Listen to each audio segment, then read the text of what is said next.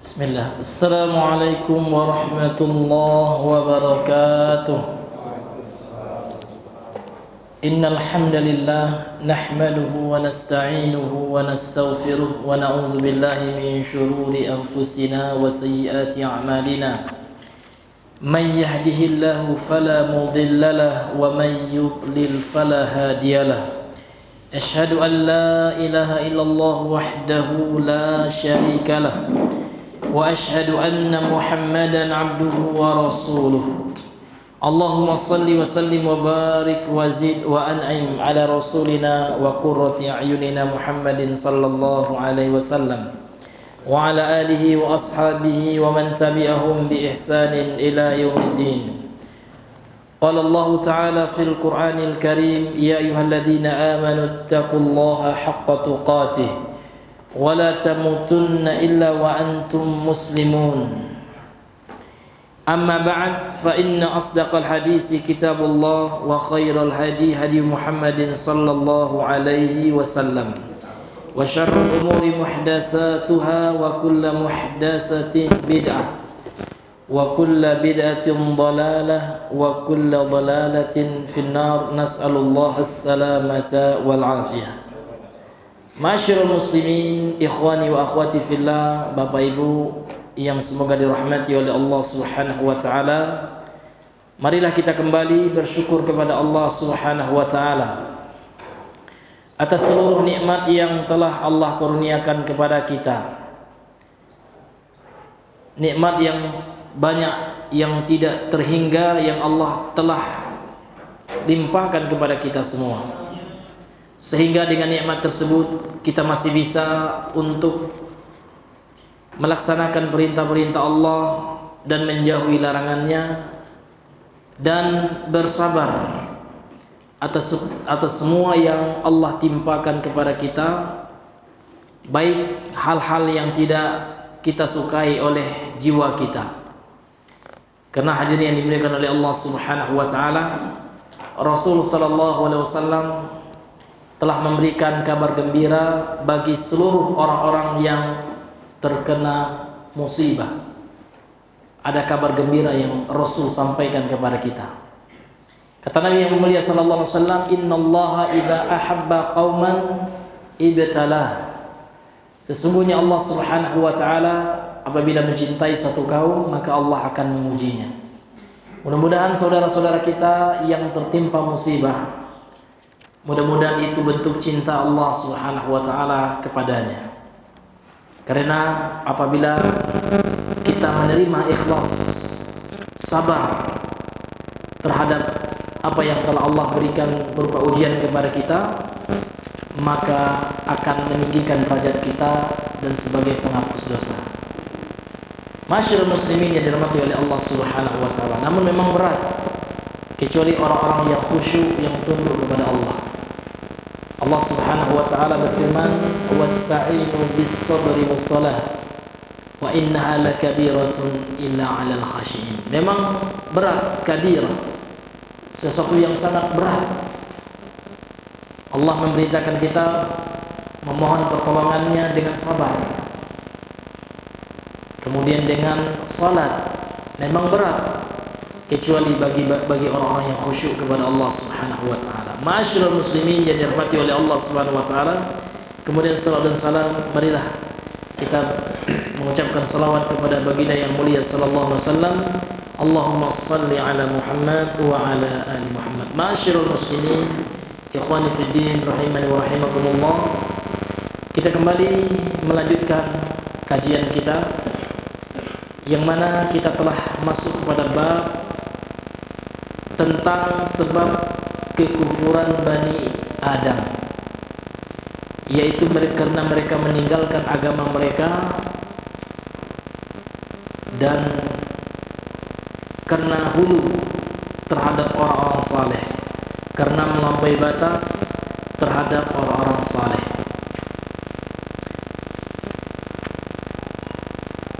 Pada pembahasan kali ini kita masuk kepada dalil yang selanjutnya. Pada pertemuan yang sebelumnya, beliau penulis kitab ini rahimahullah membawakan dalil dari firman Allah surah An-Nisa ayat 171. Kemudian beliau membawakan dalil dari asar sahabat Ibnu Abbas radhiyallahu anhuma. Beliau berkata, qala al-musannif rahimahullah fi sahih an Ibnu Abbas radhiyallahu anhuma. Dan di dalam hadis sahih, yakni sahih Al-Bukhari, dari Ibnu Abbas radhiyallahu anhuma, dari Ibnu Abbas anaknya Abbas, nama beliau Abdullah. Semoga Allah meridhai mereka berdua, yakni Ibnu Abbas dan Abbas ayahnya. Fi qaulihi ta'ala, ketika beliau mentafsirkan firman Allah Ta'ala, sebagaimana yang telah kita ketahui bahwasanya Abdullah Ibnu Abbas adalah ahli tafsirnya sahabat, sehingga tafsir beliau ini senantiasa selalu dinukilkan oleh para ahli tafsir seperti Ibnu Katsir, At-Tabari, kemudian Al-Qurtubi, dan tafsir-tafsir yang lainnya, tafsir Ahlussunnah wal Jamaah, tafsir bil ma'thur. Karena tafsir yang sesuai dengan kaidah tafsir yang sesuai dengan manhaj para sahabat, yang sesuai dengan manhaj Ahlussunnah wal Jamaah, dia adalah mentafsirkan Al-Quran dengan Al-Quran dan mentafsirkan Al-Quran dengan sunnah Nabi yang mulia sallallahu alaihi wasallam, serta dengan kesepakatan para sahabat. Maka hadirin yang dimuliakan oleh Allah Subhanahu wa taala, inilah yang disebut dengan istilah tafsir bil ma'thur.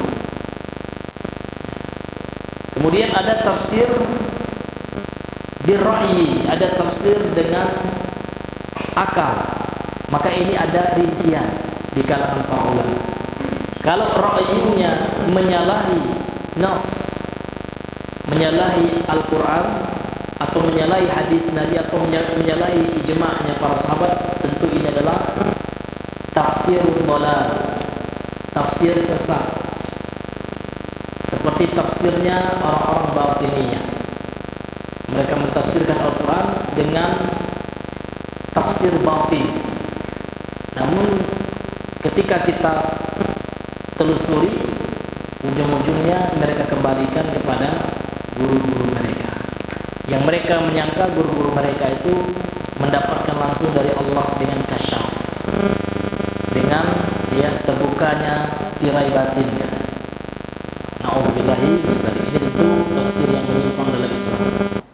Dan tafsir-tafsir yang lainnya yang menyimpang dari Islam, atau tafsir sufi juga, atau tafsir liberal, tafsir yang tidak merujuk kepada Al-Quran, mentafsirkan dengan pemikiran dan bertentangan dengan Al-Quran.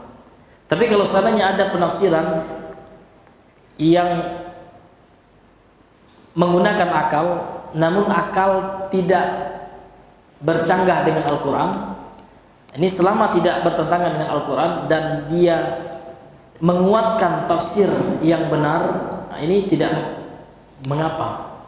Karena akal itu dalam Islam tidaklah dibuang 100%, tidak. Karena akal ini punya peran juga. Sehingga di dalam pendalilan ada yang namanya dalil akli, dalil akal.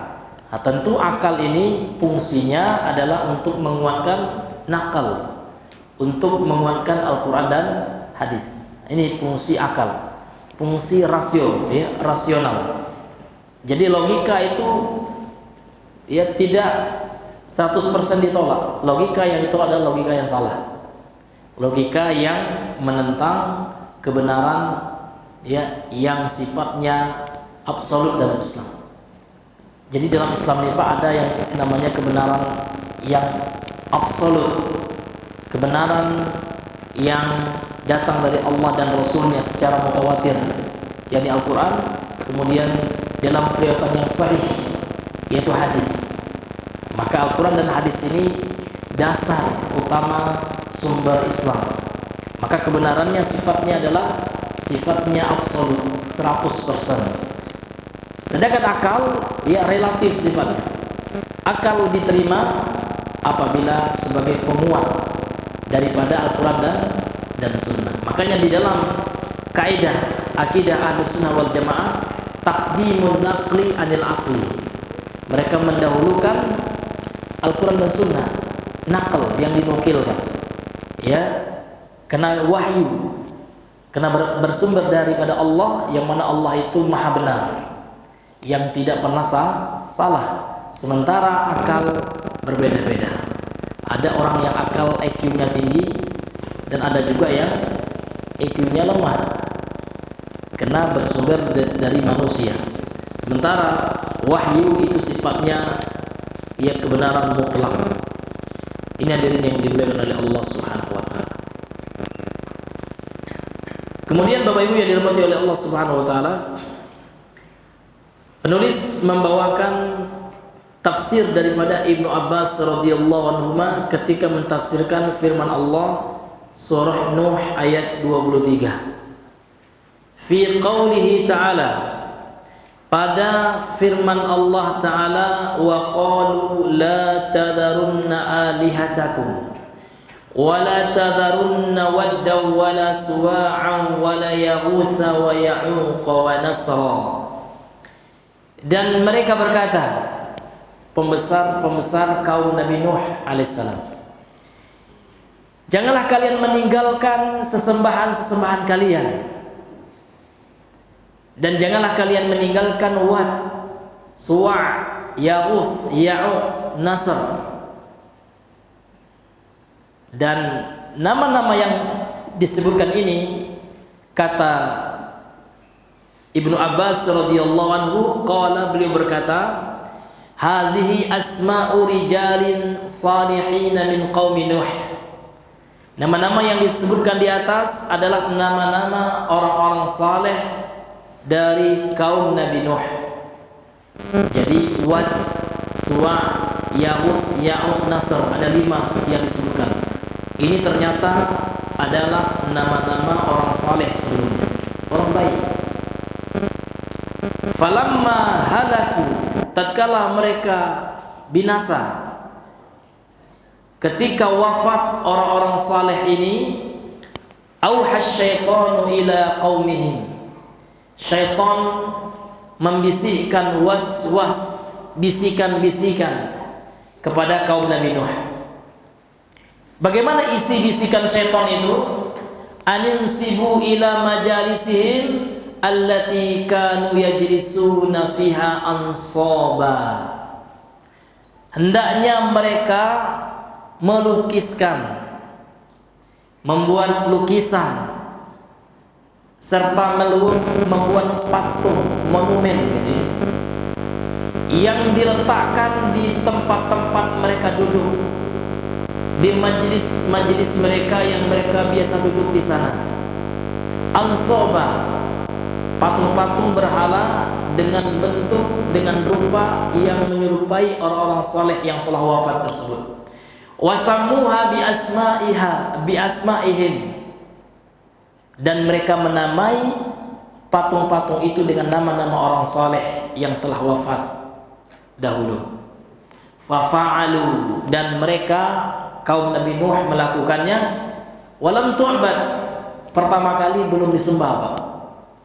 Pertama kali ketika dibuat lukisan ataupun patung yang menyerupai orang soleh tersebut, belum disembah, hanya sekedar untuk mengingat jasa, hanya untuk pelepas rindu, untuk kenang-kenangan.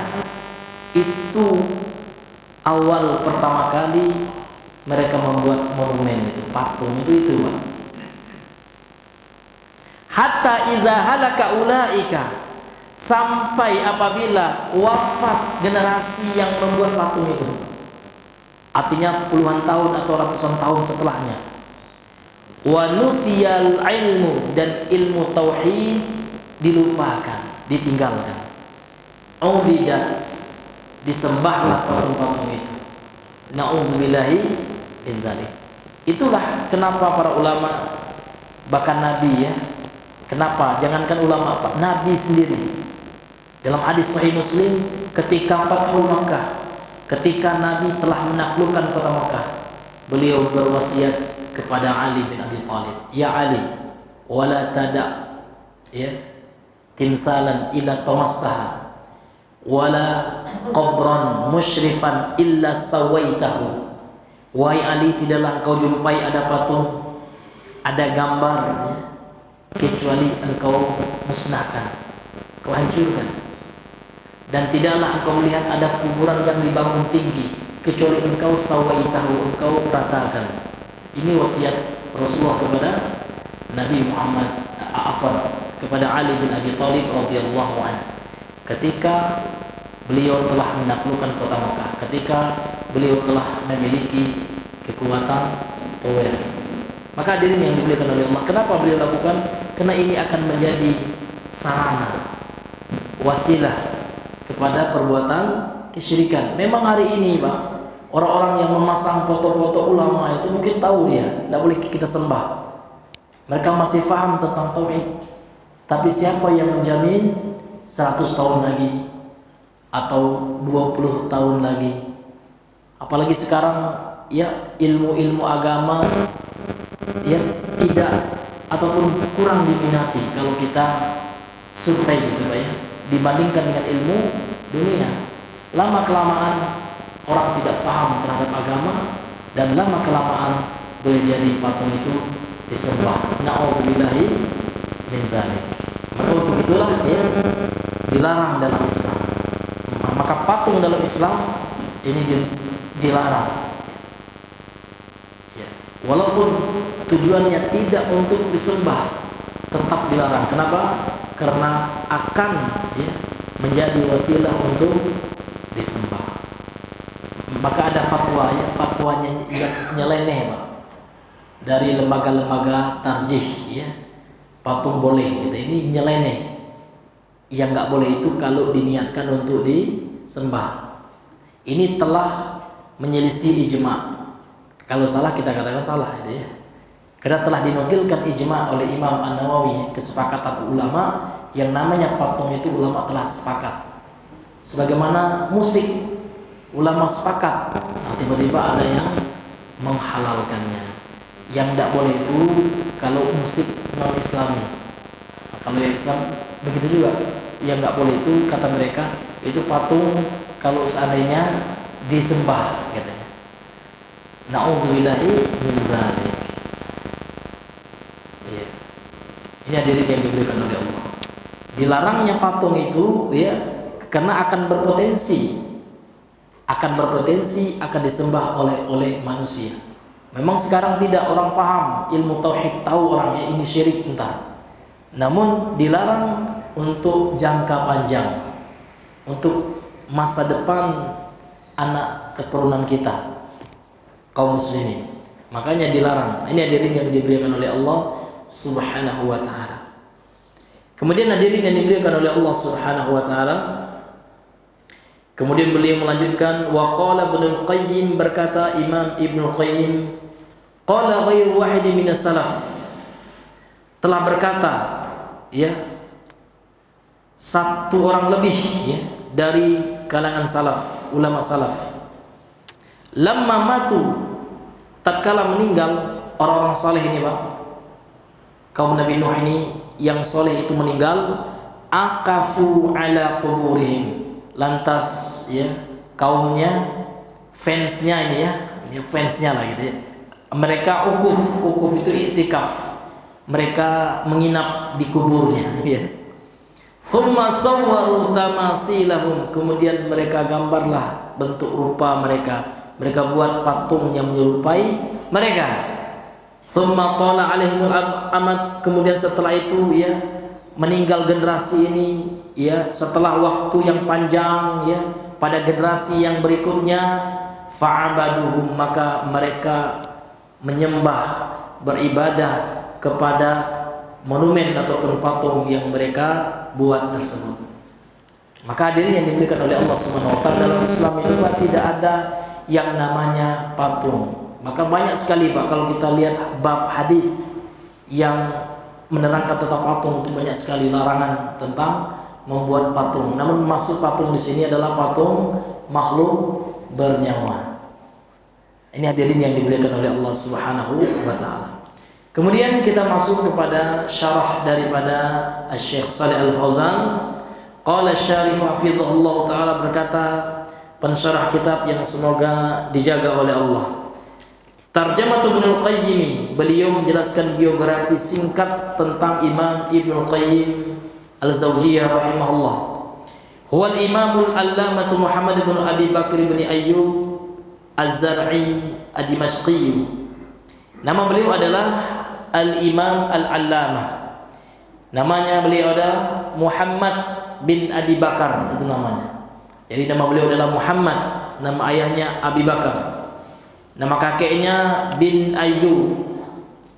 Az-Zar'i, berasal dari kabilah Az-Zar', ya. Ad-Dimashqi, beliau berasal dari Damaskus. Tilmidhu Syekhul Islam Ibn Taimiyah, beliau adalah salah satu murid dari Syekhul Islam Ibn Taimiyah rahimahullah. Wa mata sanata 51 ba'da 700. Beliau meninggal pada tahun 751 Hijriah rahimahullah, semoga Allah merahmati beliau. Walahu muallafatun mufidatun masyhurah, dan beliau memiliki karya-karya yang bermanfaat dan yang terkenal. Apa tulisan beliau yang terkenal, Pak? Ada yang tahu, Pak? Apa tulisan Ibnu Qayyim ini yang Bapak tahu? Ya. Al-Fawaid, ya. Masya Allah. Tentang hati itu luar biasa, Pak. Ada buku beliau sudah diterjemahkan juga, ditakik oleh Syekh Ali Hasan Al-Halabi, ya, Al-Athari rahimahullah, murid senior Syekh Albani di Yordania. Judulnya apa, Bang? Al-Adda'u, ya, Wad-Dawa. Ad-Da'u Wad-Dawa ini kitab tentang obat hati, bagaimana melawan syahwat, melawan penyakit syahwat dan cinta buta, ishq. Jadi kalau seandainya kita ingin jauh dari yang namanya penyakit syahwat, karena memang fitnah syahwat ini luar biasa. Siapapun bisa terkena fitnah syahwat. Nauzubillah. Nauzubillahi min dzalik, ya. Imam Ibnu Jauzi rahimahullah, beliau sudah berusia tua, namun beliau tetap berdoa, Allahumma inni a'udzubika minaz zina. Ya Allah, aku berlindung kepadamu dari zina. Ya, padahal sudah tua. Heran muridnya, kenapa wahai Syekh engkau tetap berlindung dari zina? Maka beliau mengatakan tidak ada yang lepas dari namanya zina. Na'udzubillahi min dzalik. Maka di antara upaya kita, Pak, untuk jauh dari zina ini, di antaranya kita banyak berdoa dan banyak membaca buku tentang tazkiyatun nafs, pensucian jiwa. Ini di antara upaya yang bisa kita lakukan. Luar biasa sekarang, Pak. Iya, pintu-pintu zina dimanapun sekarang luar biasa. Mau kita keluar, mau lihat HP, semuanya terbuka lebar. Luar biasa zina sekarang. Na'udzubillahi min dzalik. Dan zina itu, Pak, tidak melihat orangnya, mau panjang jenggotnya, bahkan mau hafiz 30 juz, ya, mau lulusan pesantren, mau dia ustaz, siapapun ada potensi jatuh ke dalam zina kalau tidak menjauhi, ya, sarana-sarana yang mengantarkan kepada zina. Maka nggak boleh ikhtilat itu untuk itu. Kenapa nggak boleh ikhtilat? Kenapa Nabi mengatakan kepada sahabatnya, la tadkhulu 'alan nisa, jangan kau masuk kepada kelompok ibu-ibu. Untuk apa, Pak? Untuk preventif dari yang namanya bahaya zina. Kenapa Allah menyuruh kita mendudukkan pandangan? Karena zina itu dimulai dari pandangan mata yang liar. Makanya Allah mengatakan kullil mu'minina yaghudduna min absarihim. Katakan bagi laki-laki yang beriman, ini laki-laki yang beriman. Kalau yang kurang imannya nggak bisa juga dia, ya. Namun orang yang beriman itu Allah mengatakan yaghudduna min absarihim, hendaknya mereka menundukkan pada ghaddul basar. Karena di zaman yang luar biasa fitnah ini, Pak, luar biasa sekarang. Maka kita sangat khawatir dan takut. Makanya Imam Ibnu Jauzi, bisa Bapak baca ya dalam kitabnya talbisu iblis itu, beliau mengatakan la taqrabun nisa, kata beliau. Walau kunta turidu an tuallimuhunnal Qur'an, la taqrabun nisa. Jangan kalian dekati wanita meskipun kalian ingin mengajarkannya Al-Qur'an. Itu kehati-hatian beliau ya. Ini hadirin yang dimuliakan oleh Allah. Betapa banyak Pak orang awalnya itu kan cuman mengajarin Al-Qur'an, Ustaz ya. Datanglah berdua-dua bersama perempuan ya. Nauzubillah, ini tipu daya syaitan ini, hati-hati Pak. Hebat sekali ya. Bahkan ahli ibadah saja bisa menjadi murtad karena wanita. Nauzubillahi min dzalik. Makanya Rasul telah mengingatkan kepada kita, fitnah yang besar bagi kaum laki-laki itu fitnah wanita. Iya. Ini hadirin yang dimuliakan oleh Allah Subhanahu wa taala. Makanya kenapa dalam agama kita itu ya Allah mengatakan fankihu ma qablakum minan nisa matsna wa thulatha wa ruba, dimulai dari 2 untuk menjaga jiwa, menjaga diri dari yang namanya zina. Nauzubillahi min dzalik. Maka daripada zina, bagi orang yang mampu Pak, lakukan yang halal. Ya, zina luar biasa, ya kan? Ya zina luar biasa. Melihat itu saja udah zina. Melihat wanita dengan syahwat sudah zina mata. Ini banyak. Yang paling besar tentu zina kemaluan. Nauzubillahi min dzalik. Maka untuk itu hadirin yang dimuliakan oleh Allah, kita memperbanyak ya berdoa kepada Allah, kemudian memperbanyak membaca buku-buku tazkiyatun nafs. Ya, buku-buku tentang obat hati. Ini masyarakat muslimin yang dirahmati oleh Allah. Ini sudah banyak terjemahannya Pak ya. Bisa Bapak baca ya, judulnya Ad-Da' wa Dawa. Itu bagus sekali ya Bapak Ibu yang dirahmati oleh Allah. Kemudian beliau menjelaskan kepada kita mufradat ya, kosakata dari Al-Qur'an surah Nuh ayat 23 ini. Wa qalu la tadarunna alihatakum. Maksud la tadarun itu la tatruku ibadataha, jangan kalian meninggalkan menyembah patung-patung tersebut.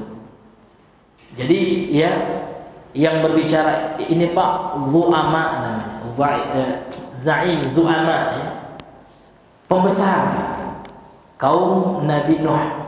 Jadi memang pembesar-pembesar kaum itu biasanya ya yang menjadi penghalang dakwah. Terkadang Allah menguji dakwah para nabi, termasuk dakwah siapapun yang menyeru ke jalan Allah itu, mereka akan berhadapan dengan provokator. Ini provokator yang bilang ini di masa Nabi Nuh. Wa qalu la tadarunna alihatakum. Ada yang memprovokasi umat Nabi Nuh ini untuk tidak termakan dengan ajakan Nabi Nuh, mengesahkan Allah, meninggalkan syirik. Tibalah provokator. Dan biasanya provokator ini orang yang berpengaruh. Demikian juga tantangan dakwah kita dimanapun kita berdakwah.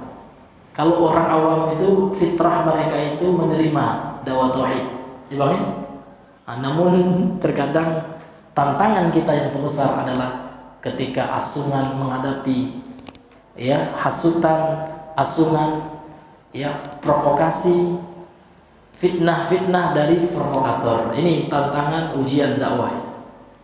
Begitu juga Nabi Muhammad ya, provokator Abu Lahab, paman beliau sendiri. Ya, yang menyuruh orang-orang Quraisy untuk tidak mendengarkan Nabi Muhammad. Ya, pas Nabi Muhammad berdakwah datang juga dia.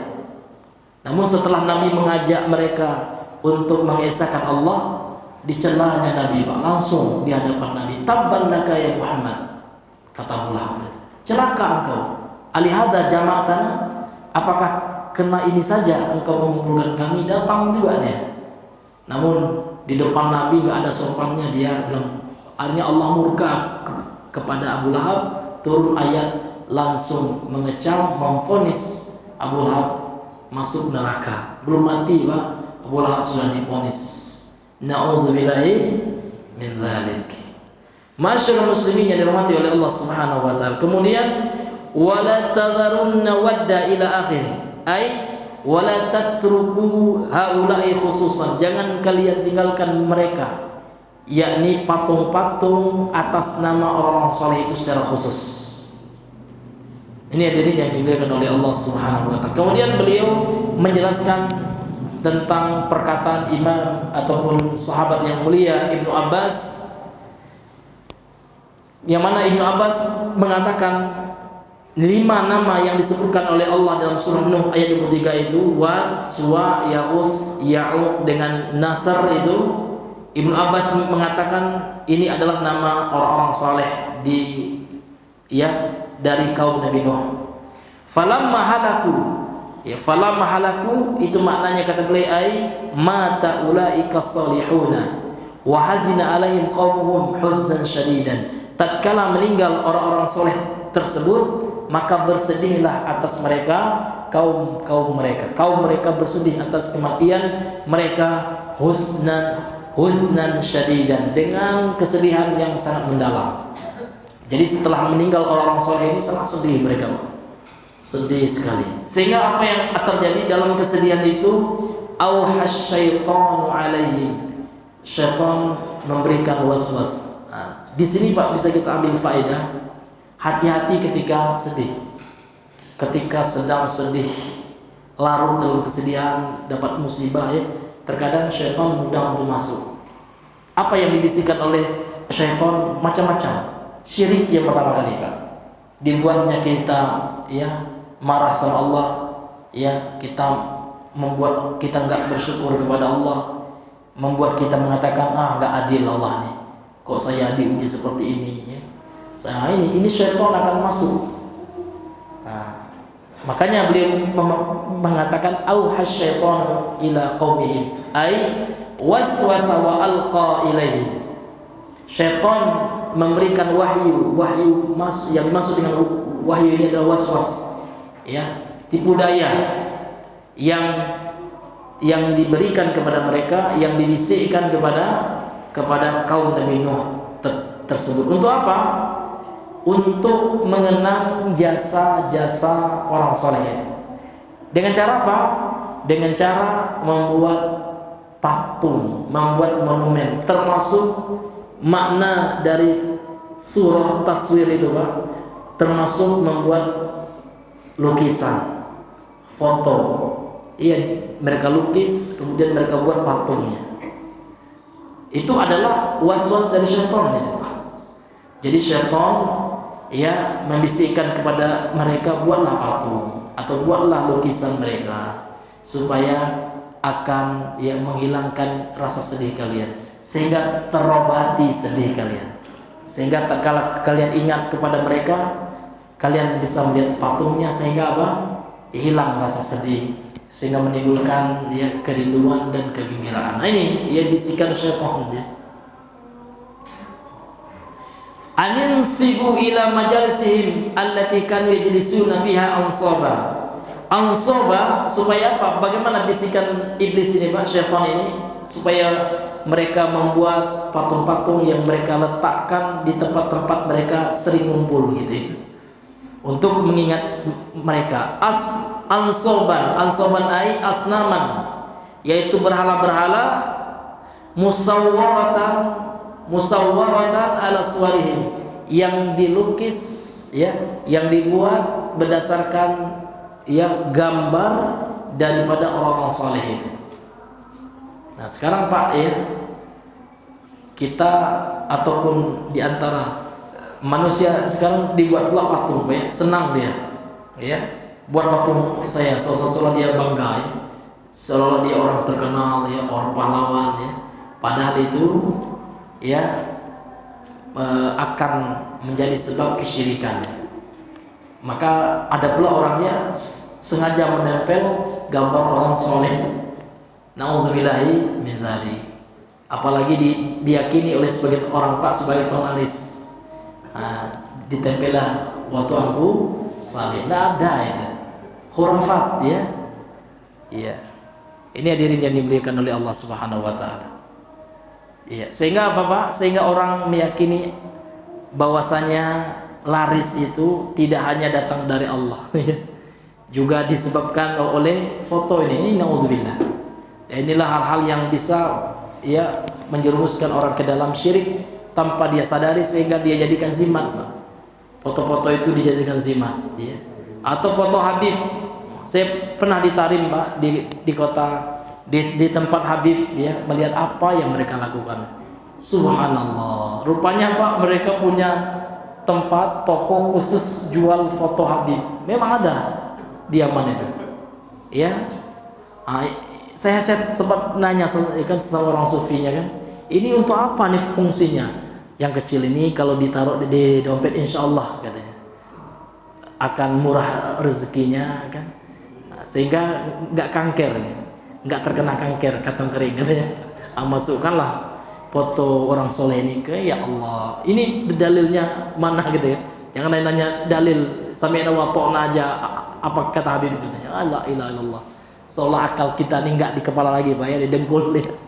Ya, masa kita nggak boleh nanya dalil kan seperti itu. Mereka nggak, Pak. Mereka tuh melakukan apa yang dikatakan Habib mereka, udah seolah-olah Habib itu setara dengan Nabi yang tidak pernah salah, yang anti kritik juga seperti sebagian orang ya. Itu dibela-bela, nyata-nyata salah ya. Kan mirip katanya. Auzubillah. Surat Yohanes ya, surat Yohanes pula. Ya, Bible ya. Yohanes itu ya. Nauzubillah itu disamakan ya. Yang menjadi pertanyaan kita, kenapa dia suruh? Kan dia yang salah. Dia yang salah. Ayo, ada nggak yang hafal? Masa disuruh orang non muslim, orang Nasrani ya, membacakan untuk apa gitu? Ya kan? Untuk apa? Kemudian disama-samakan, kan sama juga dengan suruh mereka. Mana samanya? Ini hadirin yang dimuliakan oleh Allah Subhanahu wa ta'ala. Kalau di masa Nabi, Pak, sudah marah Rasulullah, karena sudah terjadi di masa Nabi. Umar bin Khattab pernah memegang Taurat ya. Maka Nabi marah ya, sampai-sampai Nabi mengatakan, kalau seandainya laukana Musa hayyan, kalau seandainya Musa hari ini hidup, kata Rasulullah, ma wasi'awila tibai, maka dia tidak bisa lagi mengamalkan syariatnya kecuali mengikuti syariatku, tidak bisa lagi mengamalkan Taurat karena Taurat sudah expire, karena Taurat sudah tidak ya berfungsi lagi sebagai syariat, sumber syariat. Karena Taurat itu hanya berlaku pada masa Bani Israel dan hanya berlaku untuk umat Nabi Musa. Setelah diangkat Nabi Muhammad menjadi Rasul, maka sudah tidak berlaku lagi seluruh kitab suci, melainkan hanya Al-Quran sampai hari kiamat. Ini kan toleransi apa gitu ya? Maka itu bukan toleransi, ini kalau kolaborasi, Pak, ya, kolaborasi gitu ya. Ingin menyamakan antara kebatilan dengan kebenaran. Apalagi yang ada sekarang itu perjanjian baru itu, ataupun yang ayat-ayat Yohanes atau semua yang mengaku-ngaku sebagai saksi Yesus itu semua telah ditolak oleh para pakar kristologi ya. Semuanya palsu, dan Al-Quran juga telah menyebutkan apa yang ada sekarang itu sudah dipalsukan, sudah tidak ada lagi yang original, palsu semua. Maka itu pula yang dia bangga ya, ayo bacakan ya, dalam rangka toleransi apa gitu ya. Na'udzubillahi min dzalik. Kalau kita bicarakan itu, Pak, terkadang pengikutnya, Pak, fansnya itu marah ya, tantrum ya. Iya, fansnya ketika kita jelaskan itu salah. Seharusnya dia minta maaf ya. Ustaz Khalid aja sering minta maaf masalah wayang, minta maaf beliau. Padahal udah benar lah itu ya. Iya. Artinya apa? Seolah tidak pernah salah, seolah anti kritik. Itu yang kita sayangkan, Pak ya. Na'udzubillahi min zalik. Ini hadirin yang dimuliakan oleh Allah Subhanahu wa taala. Semoga Allah jauhkan kita dari syubhat. Ini luar biasa, Pak ya. Syubhat di akhir zaman ini luar biasa. Jadi fitnah syubhat, fitnah syahwat ini sangat luar biasa. Ya, kalau seandainya kita tidak hati-hati, Pak ya, kita akan terkena itu pula. Maka kita berdoa kepada Allah Subhanahu wa taala, mudah-mudahan Allah jauhkan kita dari fitnah syubhat. Ini fitnah syubhat itu. Kemudian yang kedua, fitnah syahwat yang sangat merajalela. Wallahu taala alam bisawab. Kemudian beliau menjelaskan perkataan daripada Abdullah ibnu Abbas radhiyallahu an, hatta idza halaka ulaika, sampai apabila binasa mereka, ya, ai alladzina nasabuha liyatadzakkaru bi ru'yatiha, yaitu orang-orang yang mereka lukis orang saleh itu ketika mereka telah wafat, ya, yang mana mereka buat patungnya, mereka buat lukisannya, liyatadzakkaru bi ru'yatiha, sehingga mereka bisa ingat, ya, dengan melihat kepada lukisan mereka atau kepada patung mereka. Liyatadzakkaru bi ru'yatiha af'ala ashabiha, perbuatan orang-orang soleh itu. Fayanshitu 'alal ibadah, sehingga membuat mereka bersemangat, rajin dalam beribadah. Jadi ya, itu syubhat mereka, Pak. Orang-orang kaum Nabi Nuh yang membuat patung itu. Syubhatnya apa, Pak? Syubhatnya supaya kita, ya, ingat kepada mereka, ingat kepada ibadah mereka yang rajin itu, kesolehan mereka, dan supaya kita juga rajin, ikut rajin seperti mereka. Dan ini ada di antara orang-orang tarikat yang mengamalkan seperti ini. Mungkin Bapak pernah mendengar ada namanya pemimpin tarikat Qadirun Yahya. Pengikutnya seperti itu, Pak. Di antara bentuk kesyirikan mereka itu, kalau mereka sholat harus atau mesti diletakkan foto ayah guru, kan ayah guru, tuan guru atau ayah guru lupa, ya, di sajadahnya. Jadi mereka ingat, Pak, supaya mereka khusyuk, supaya mereka dekat dengan Allah ini, Pak, melalui perantara tuan guru ini. Dilihat foto Qadirun Yahya ini, Pak, ini akan mendekatkan diri kepada Allah. Ini sesat dan syirik. Na'udzubillahi min dzalik. Dan inilah yang dilakukan oleh kaum Nabi Nuh, kaum musyrikin. Na'udzubillahi min dzalik. Maka sekarang, Pak, kami kemarin dengan beliau ini, orang-orang tarikat dakwahnya sudah masuk ke kampung-kampung. Na'udzubillah min dzalik. Ya, tarikat namanya Naqsabandiyah Al-Haqqaniyah itu. Yang apanya, yang tuan gurunya itu orang Turki itu, Pak. Mereka biasanya berbaiat itu. Waktu kami ke Solo, ya, ke Lubuk Sari, ya, Sungai Sari itu, sempat berbincang dengan saudara Bang Daus. Ternyata ibu itu padahal udah tua, ya, ibadahnya masya Allah rajin, terkena syubhat itu, ya. Karena yang berdakwah di situ belum ada sunnah loh, dari sunnah nggak ada, ya. Yang mendakwahkan tauhid nggak ada, yang ada itu, Pak, dakwah-dakwah yang mengajak bertarikat seperti itu. Saya pernah baca buku beliau juga, Ustaz, ini buku ibu, Ustaz. Semangat ibu itu masya Allah, ya, kalau kita ajak kepada sunnah, insya Allah itu. Saya lihat di buku Ma'auzubillah, ya. Ya, yang dibahas itu, ya, ya, tidak ada dalil, semuanya perkataan tuan guru itulah. Na'udzubillahi min dzalik. Di sini, Pak, butuh kita kepada dakwah itu, ya. Dakwah kita ke daerah-daerah yang memang belum dijangkau, belum ada, ya, para dai dari Ahlussunnah wal Jamaah. Sedih kita, Pak, ya. Yang adanya yang seperti itu, ya. Yang mengajak tidak jelas, ya, bahkan mengajak kepada kesyirikan. Na'udzubillahi min dzalik. Maka butuh kita, ya, mendakwahkan terus tauhid ini di tengah-tengah masyarakat kita. Kemudian kata beliau, kata Ibnu Abbas, wa nusiyal ilmu, dan ilmu dilupakan, ai zalatil ma'rifah, hilang pengetahuan, gitu, ya, tentang tauhid. Zalat, hilang. Wa ghalabal juhal, yang banyak, Pak, orang-orang jahil. Orang-orang jahil, ya, mengaku juga sebagai pendakwah namun mengajak kepada kesesatan. Atau orang yang baru tobat langsung jadi ustaz itu yang banyak. Ya.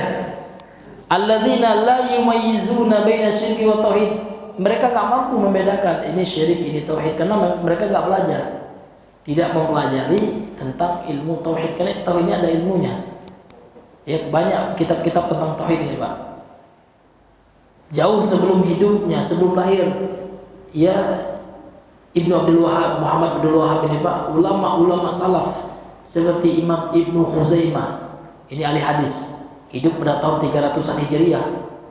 Beliau telah menulis kitab namanya Kitab Tauhid Ibnu Khuzaimah.